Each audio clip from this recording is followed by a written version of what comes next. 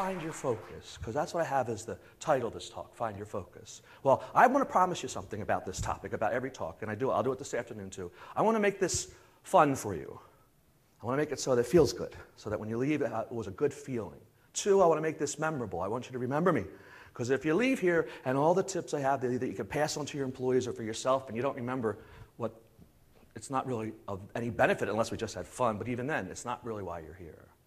And 3, practical. I have some very specific, both that I'll do and talk about with you here, plus I'll give you resources and ways that you could get in touch with me or other places to even find out more about it that have to do with this topic of focusing. Plus, you're going to get a chance to win some prizes. Now, I have prizes that you would never pay a penny for.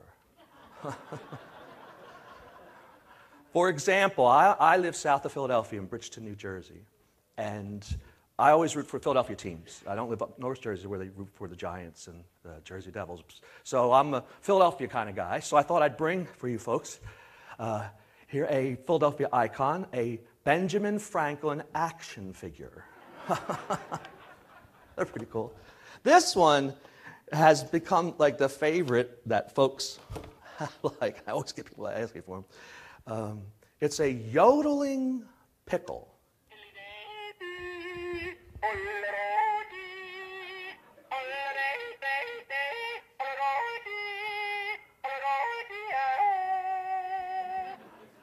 Come on, Ivory, you can't not want one of them. Ivory's a musician, by the way. Studied it and plays the saxophone. Also got some hand soap for you, right there. And this one, I'll tell you what, this really cracks me up for some odd reason. I can't believe they make these, but it's good. I got a couple cases of them. It's a safety item, since this is a safety conference, or at least part of your conference being safety. It's not a Band-Aid case, though it kind of resembles one. It's hard plastic. Inside each one of these cases, and you can put it in your glove compartment, your pocketbook, or keep it with you when you're going out one night, just in case, is a pair of,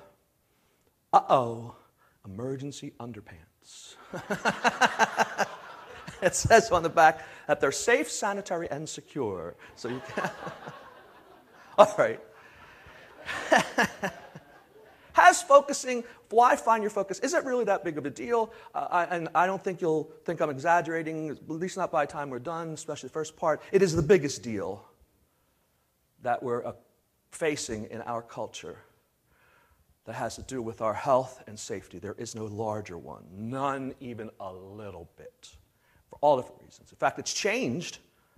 This topic of focusing and not being able to has changed the number one cause of accidental death in our country, is part responsible for it. It used to be car accidents up until 2010. And they're still up there. And now distracted driving, which we're going to deal with in a moment even more, has become probably the leading cause of accidents.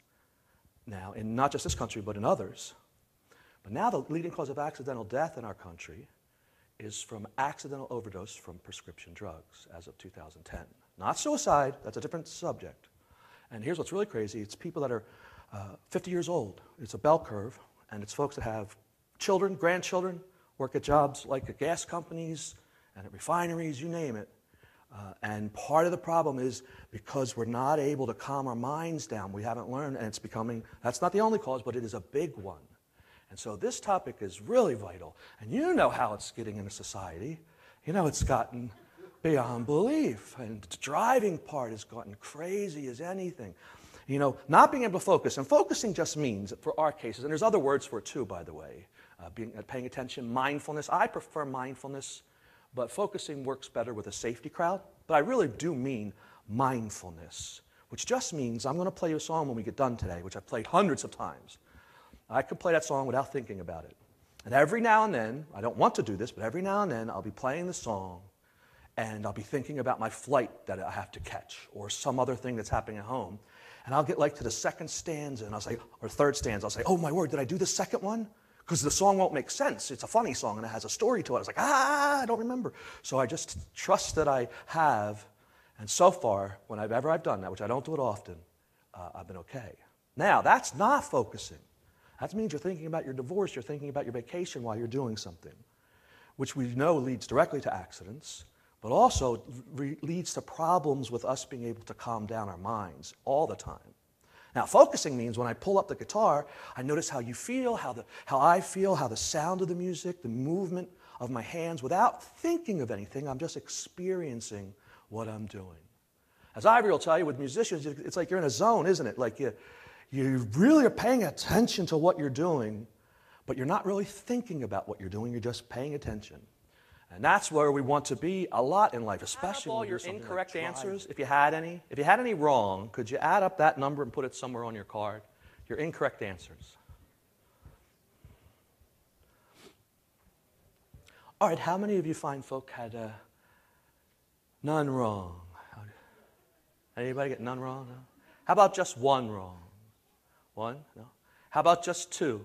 Only two, no more than two. Anybody? Three. Oh, and what's your name? Oh, that's Corky. Hey, Corky. Corky, guess what? You got the lowest score. You don't get a thing. No, the highest score, right? The highest score wins. But I do. We went out to dinner with Corky and with Mary Kay, right? Mary Kay, is she here? Is Mary Kay here? No. All right, how long have you and Mary Kay been married? 31 years? Me it's 35, so it's all similar. And you know, sometimes the attraction and excitement can wane. It can, after that many years of times. Well, I have something here that Mary Kay is going to be able to wear, just save it for a special evening, that will make her more attractive to you. Not that she isn't already. It's some bacon-flavored lip balm.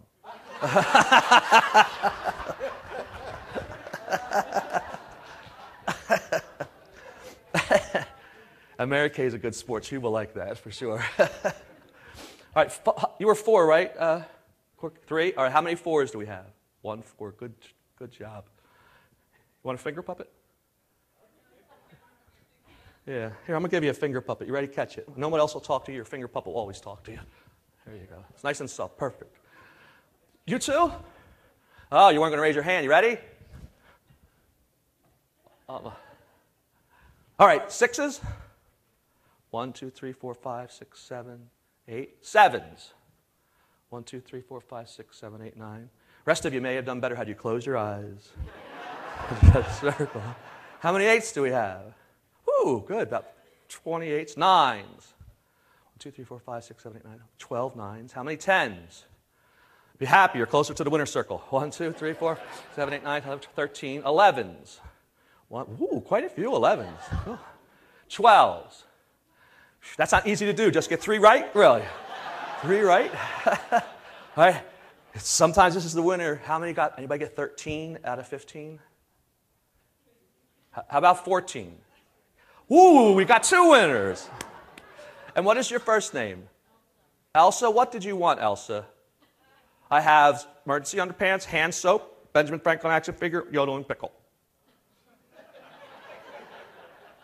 I also have an inflatable turkey, in case you don't want to cook.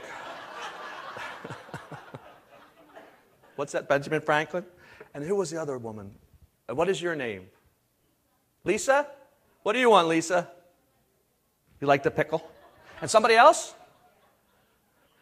What do you want?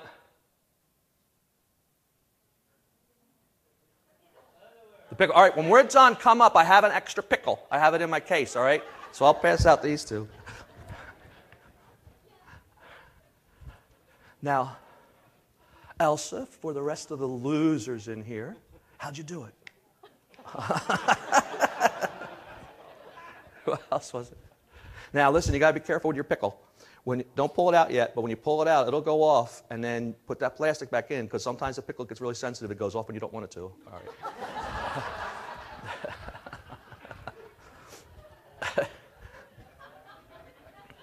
Now, this has nothing, thankfully, to do with your intelligence. Nothing at all. You need to start introducing to your employees. The best practices, this is it. This is some new stuff that's making a difference. Because most of you, I know if I went to any of your companies, you already got all your procedures in place. I know you have all the protective clothing I could possibly want. I know you have all this stuff. This side of the carpet's all clean. You want to keep it clean. You want to do some stuff to make it. But this side is a bit dirty. And that's the side that has to do with this area. You do have employees that are taking prescription drugs that don't need to because they've gotten addicted to them. You do have employees who have anger problems. I know because they come up to me and talk to me after these sessions.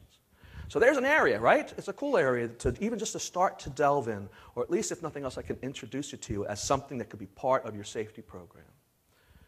And finally, the last one. This is easy too. So, I mean, this is simple as anything. I now do this regularly. This is really cool.